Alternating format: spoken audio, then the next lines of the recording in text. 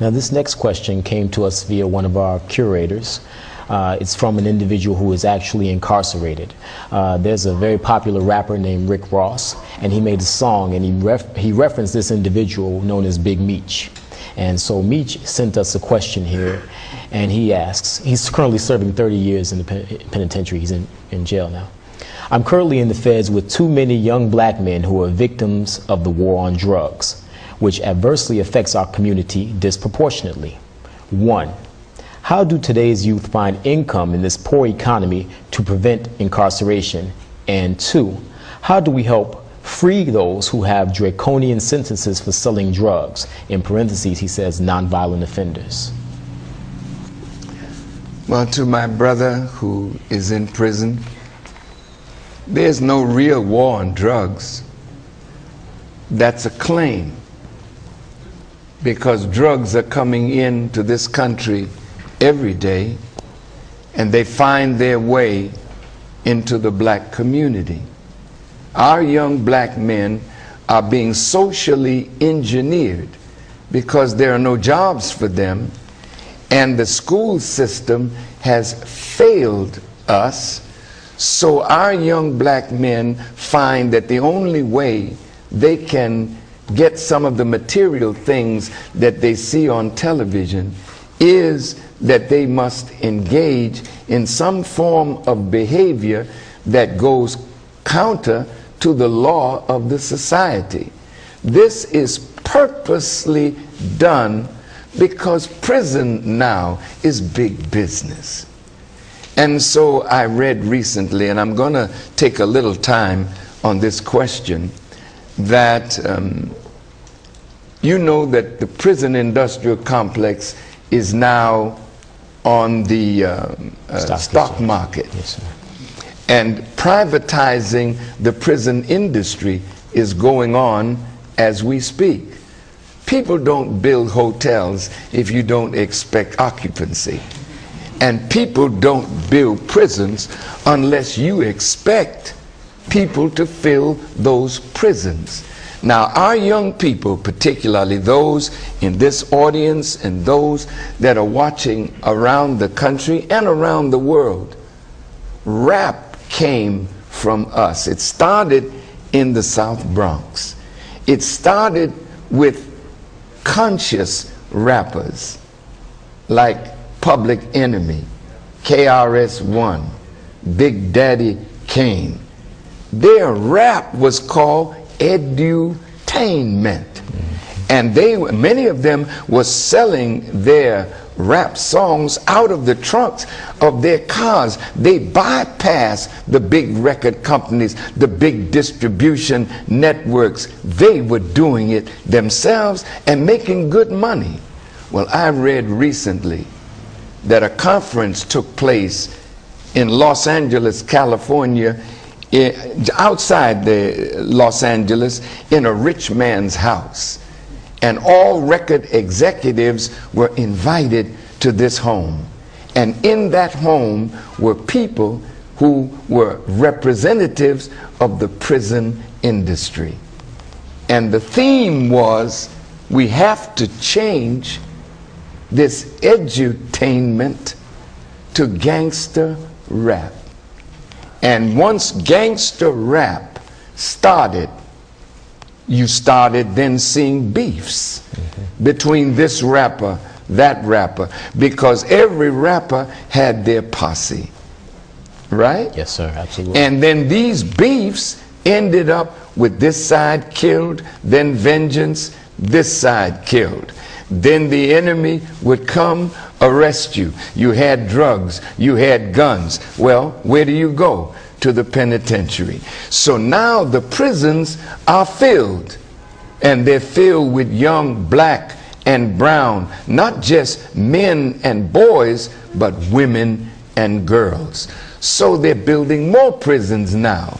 So to my brothers and sisters who are rappers, see, you're part of a scheme, but you don't realize you are an unwitting collaborator in a scheme that is to destroy you and your future. So my appeal to our young people, You know, the record executives, if you go to them right now with a clean rap, they'll tell you, oh, that's not gonna sell. One rapper, I think he was on Oprah's show, I believe, and he said he went and he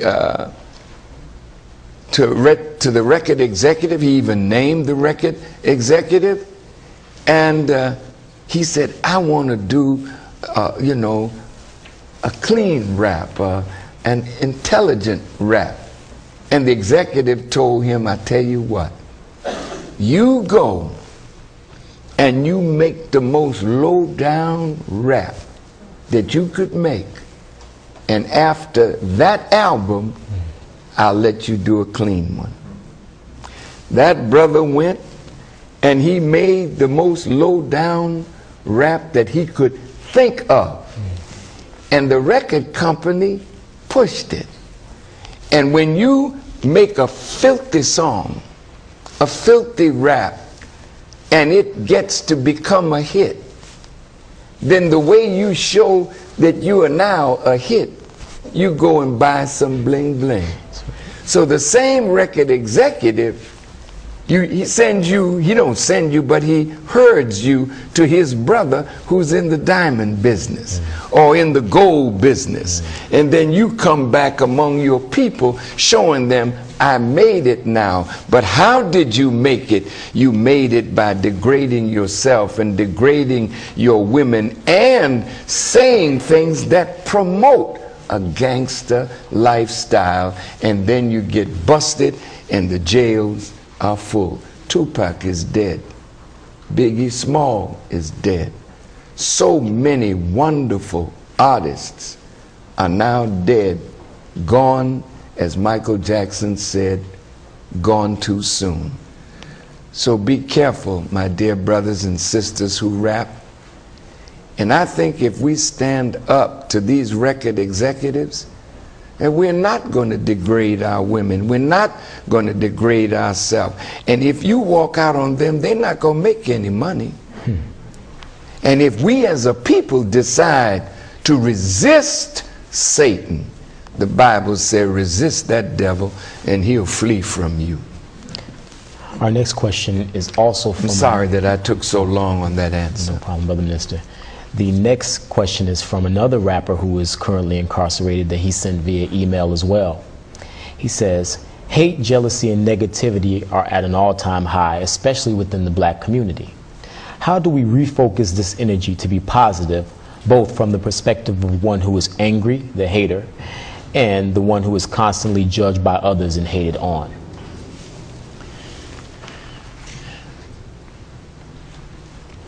If you have a new idea will create a new mind and a new vision.